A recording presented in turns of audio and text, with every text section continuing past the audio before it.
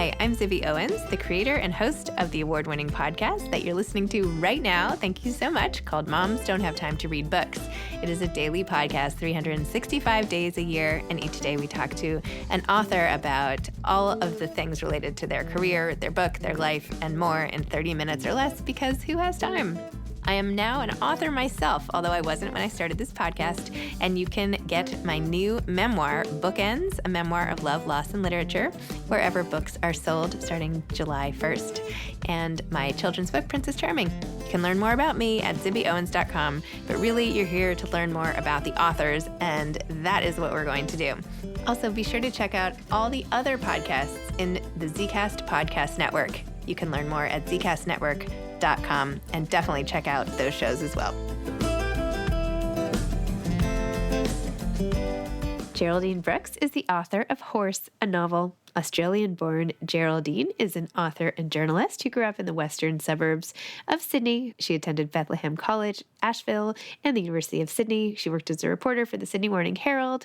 She won the George Shackleton Australian News Correspondent Scholarship, and she was a journalism master's program attendee at Columbia University in New York City. She worked for the Wall Street Journal. She covered the Gulf War, where she got an Overseas Press Club Award along with her husband, Tony Horowitz, and then was awarded the Pulitzer Prize in Fiction in 2006 for her novel March. Her novels People of the Book, Caleb's Crossing, and The Secret Chord all were New York Times bestsellers.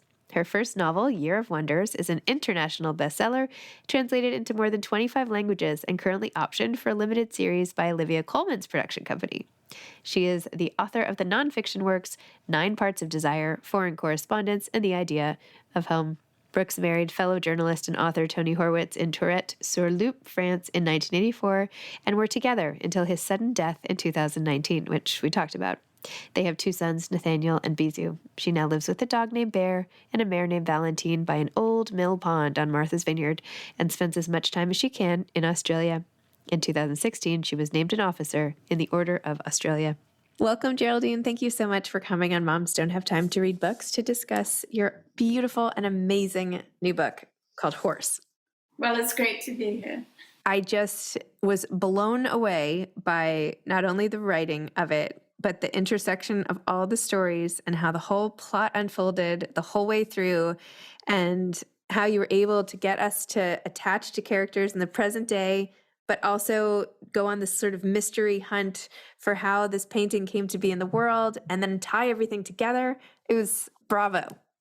Well, thank you. Thank you. You know, it wasn't clear to me how it was all going to come together. I had to sort of pick away at the stitching bit by bit and just take it on trust that eventually I would find how these stories were going to connect. But it took quite a long time into the writing to get to that point. So I was kind of hanging by my fingernails there. And here I thought you had it all figured out from the first minute. So No. Would you mind telling listeners who aren't familiar with Horse yet what inspired you to write it and generally what it's about? Okay, so I became horse crazy in my mid-50s. This was the direction my midlife crisis took. And I got a horse, and it was fairly comical because I didn't know what I was doing. But in any case, it became all I wanted to think about was this horse and learning to ride and learning about horse care. And I wasn't getting any actual writing done. And then luckily, I just happened to be at a lunch at Plymouth Pawtuxet Museum, and there was an official from the Smithsonian there, and he was regaling the table with the story of how he'd just delivered the skeleton of the most famous racehorse of the 19th century from an attic in Natural History Museum in Washington to the International Museum of the Horse in Kentucky. And as he told the story of this horse's incredible career and then what happened to it during the Civil War, my lunch was uneaten. I'm leaning forward, and I knew that I had my next book and that it would unite my new passion with actual productive labor. So it saved the family finances. Wow.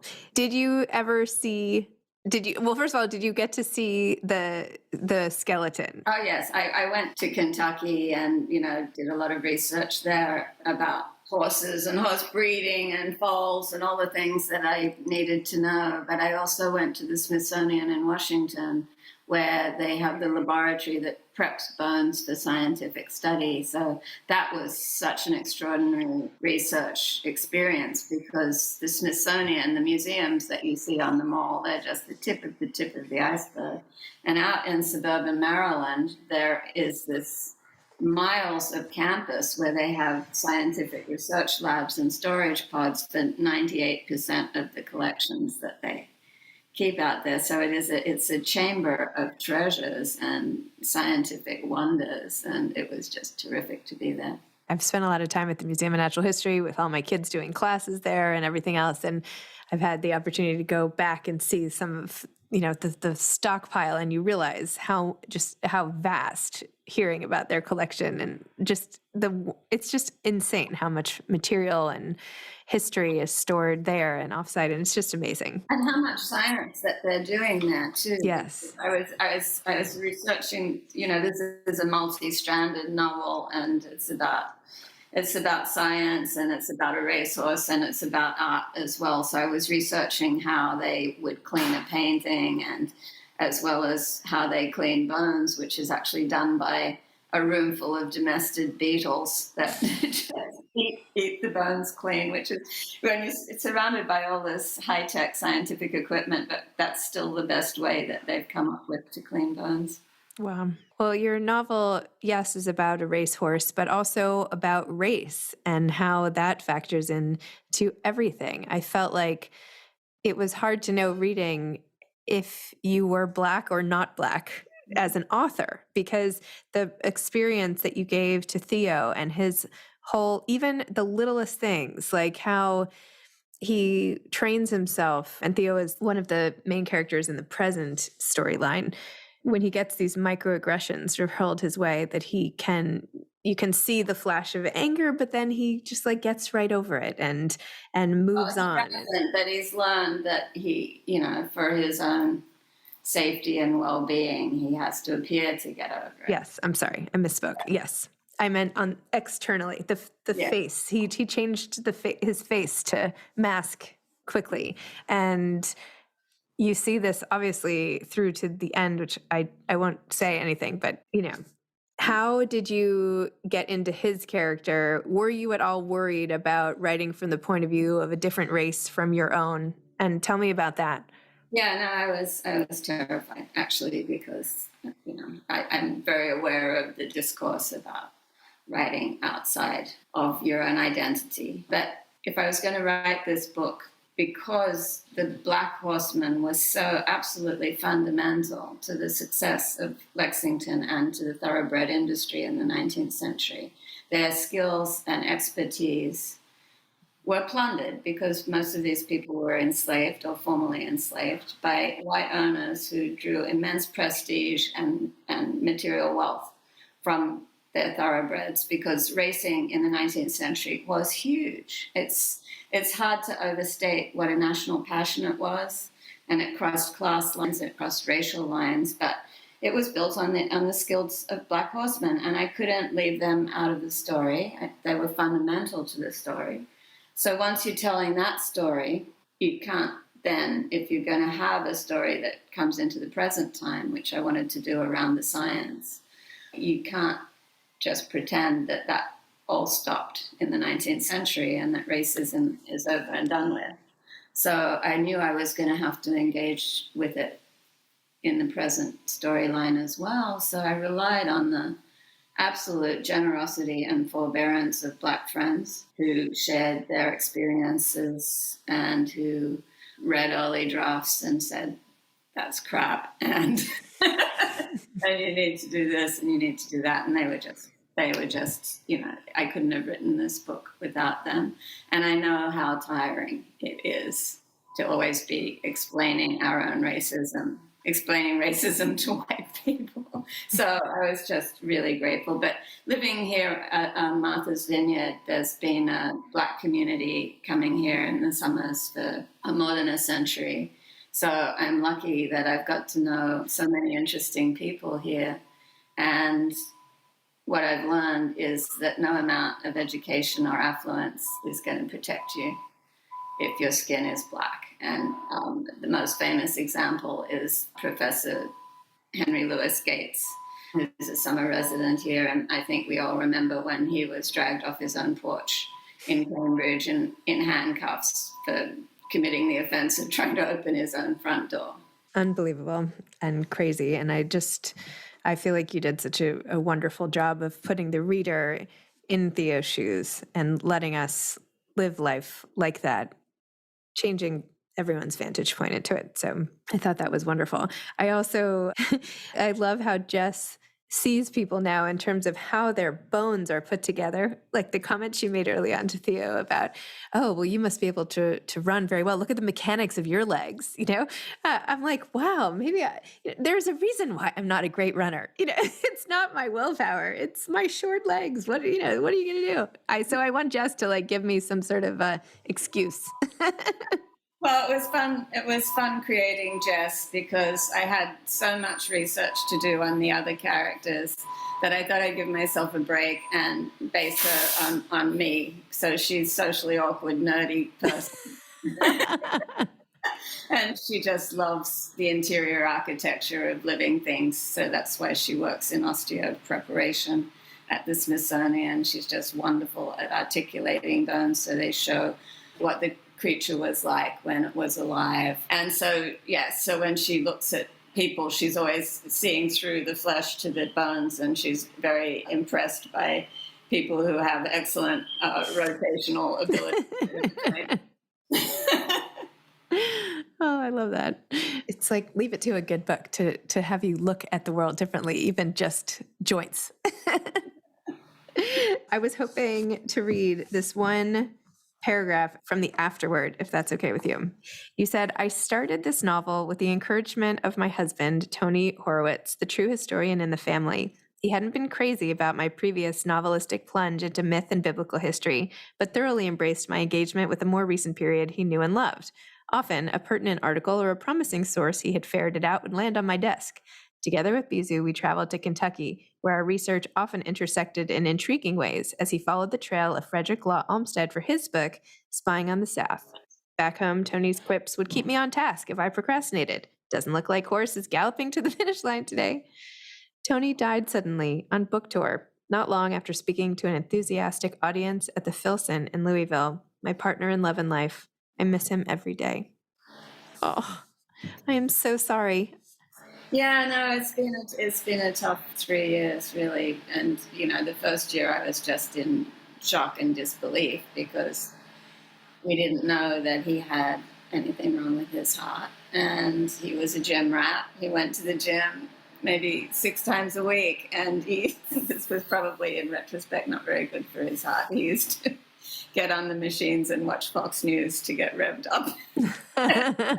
He hated Fox News so much.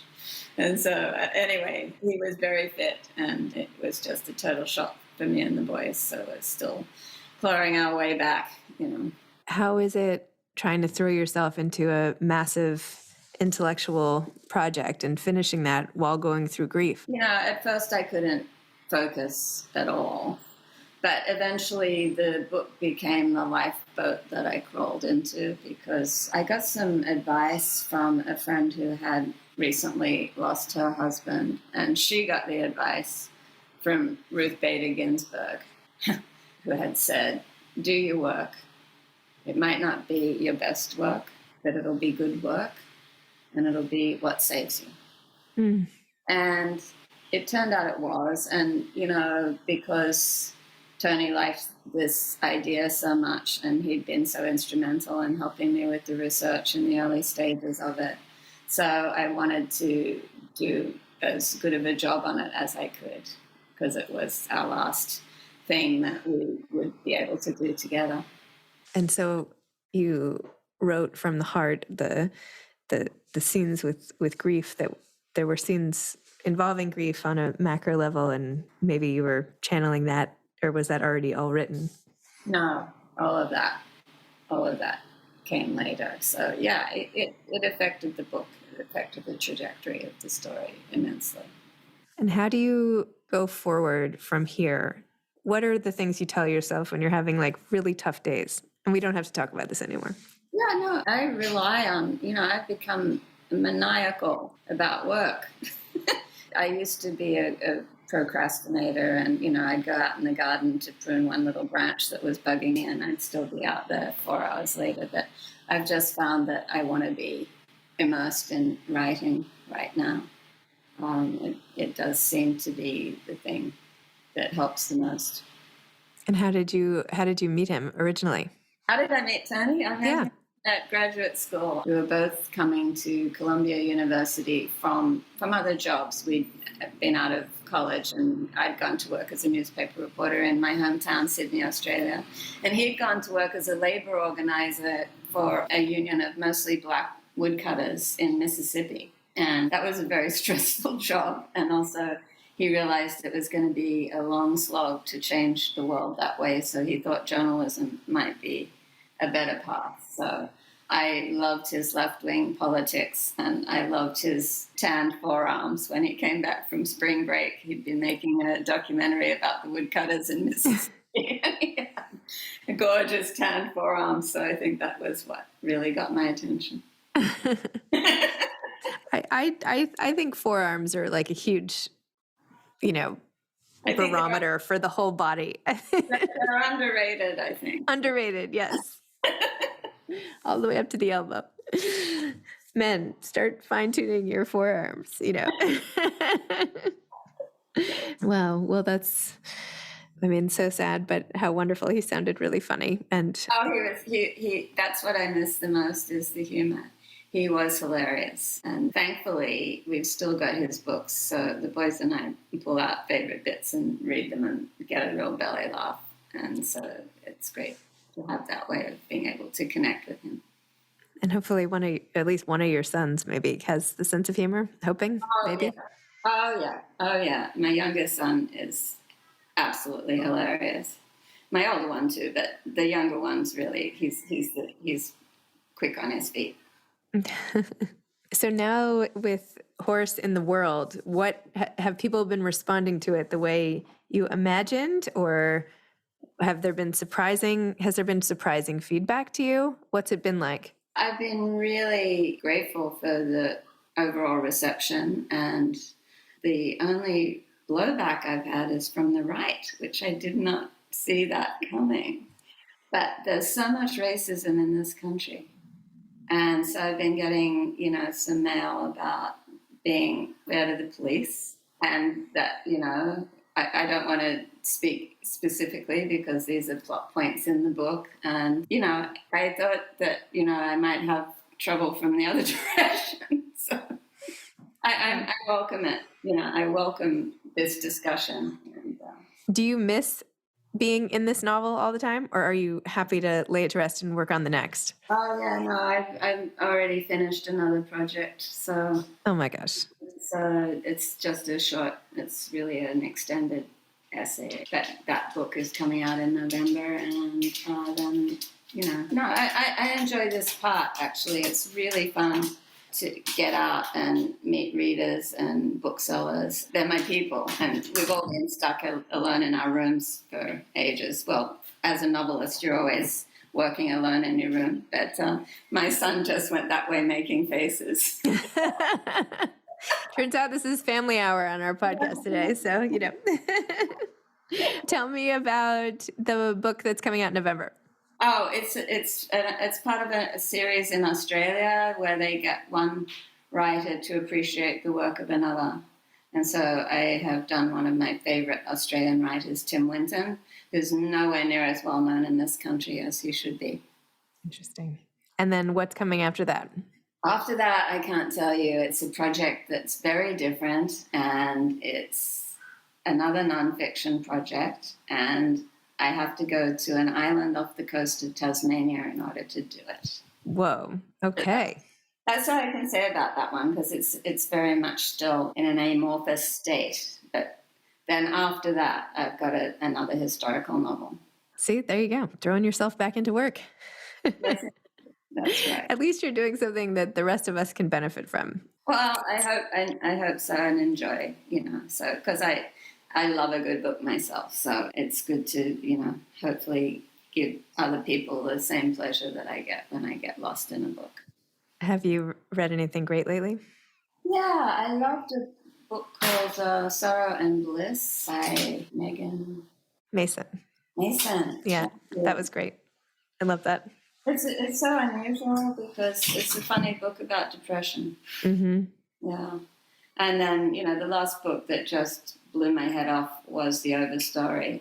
Mm-hmm. Powers. I'm still reeling from that one. Wonderful. I actually just wrote a memoir that came out in July all about my love of books. So Oh, what's it called? It's called Bookends, a memoir of love, loss, and literature. Oh, wonderful. So, yeah. I will read it. It's my homage to all the books in my life and all of that. So marvelous. But I turn to writing and reading and work when I am going through grief or loss or stress or, pandemics or whatever. I think it is it's a PG rated escape. Yes. Anyway, well, I'm honored to have spoken to you. This book was such a masterpiece. I'm so glad I had time to read it and enjoy it and learn so much. And it was it was such a wow to me. So thank you so much. Well, thank you very much. I enjoyed talking to you. Thank you. And meeting Sadie. And Mateo. Mateo the monkey. All right, take care. Bye. Bye-bye. Thanks for listening to this episode of Moms Don't Have Time to Read Books. Don't forget to follow me on Instagram at Zibby Owens and at Moms Don't Have Time to Read Books. Also sign up for my newsletter at zibbyowens.com and sign up for my virtual book club and meet lots of authors on Zoom every other week. Thanks so much to Steve and Ryan at Texture Sound for the sound editing. And thank you to Morning Moon Productions for providing this fantastic intro and outro music.